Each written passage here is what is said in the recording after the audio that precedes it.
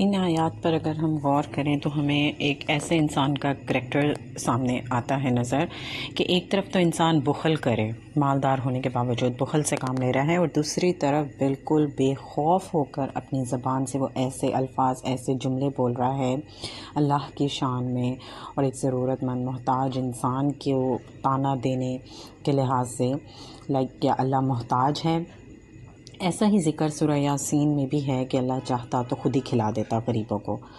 تو واقعی عام زندگی میں بھی ہم انسانوں کی زبان سے یہ جملے نکل جاتے ہیں، اللہ نے ان کو غریب پیدا کیا ہے تو ہم کیا کریں؟ اللہ نے تم کو پیدا کیا ہے، اللہ سے مانگو۔ اللہ نے ان کو سڑک پہ رکھا ہے تو ہم کیا کر سکتے ہیں؟ تو یہ سب کیا ہے؟ یہ غرور ہے، تکبر ہے۔ بعض لوگ اپنی فیملی کے غریب لوگوں سے ایسا سلوک کرتے ہیں جسٹ ان کے غریب ہونے کی وجہ سے، کم مال، کم سٹیٹس، چھوٹا گھر وغیرہ ہونے کی وجہ سے۔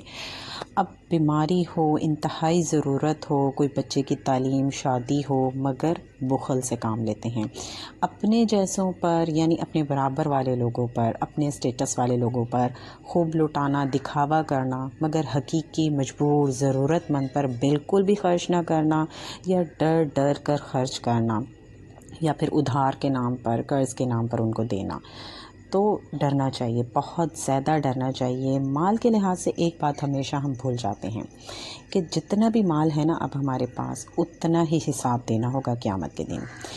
کہاں سے آیا، کہاں لگایا، حرام اور حلال کے لحاظ سے، صدقات خیرات کے لحاظ سے، دین کے نام پہ کتنا دیا، رشتہ داروں پر کتنا خرچ کیا، اہل و عیال پہ کیسے اور کتنا خرچ کیا، پھر اس میں والدین اور بیوی بچے سب آ جاتے ہیں۔ اللہ کی خاطر جو ہے وہ کتنا دیا، ضائع کتنا کیا، جمع کر کر کے کتنا رکھا، اسراف اور کنجوسی، دکھاوا، ریاکاری، ٹھیک ہے، یہ مال میں کتنی کی، یہ سب آئے گا۔ لیکن جو غریب ہوگا نا، اس کو تو اتنا ہی حساب دینا ہوگا جتنا اس کے پاس ہوگا۔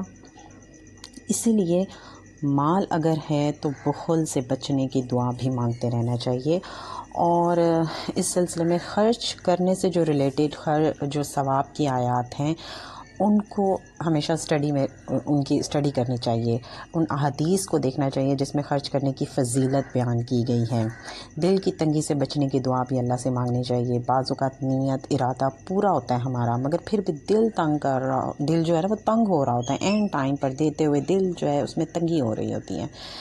غریب اور مسکین، ضرورت مند کی بد دعا سے، سے بھی ڈرنا چاہیے، ہر مال والے کو، دولت والے کو خاص طور پر۔ اور جب کہ وہ ہم سے سوال کر بیٹھے، یعنی ہم سے مانگ بیٹھے، کوئی ضرورت مند جو ہے ہمارے آگے آ کر ہم سے اپنی مجبوری، ضرورت کو بیان کر بیٹھے، تو ہم ایک تو اس کی مدد ہی نہ کر رہے ہوں، ٹال مٹول کر رہے ہوں، جھوٹ بول کے اس کو ہٹانے کو کر رہے ہوں، دوسرا ہم اس کو جھڑک دیں، بدسلوکی کریں، تو یہ اور زیادہ جو ہے وہ غلط ہو جاتا ہے۔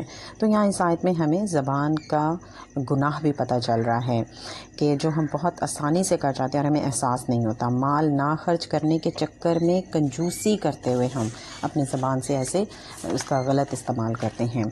تو اللہ سے دعا ہے کہ اللہ ہم کو زبان کے تمام قسم کے گناہوں سے پاک فرما دیں، ہم کو ایسا بنا دیں کہ ہم کو ہماری زبان کے گناہ برے لگنے لگ جائیں، ہم خود ہماری زبان کے گناہوں کو پہچاننے لگ جائیں، زبان کے گناہوں سے بچنے کی پوری ایمانداری سے، فکر کے ساتھ، شعوری طور پر کوشش کرنے لگ جائیں۔ آمین۔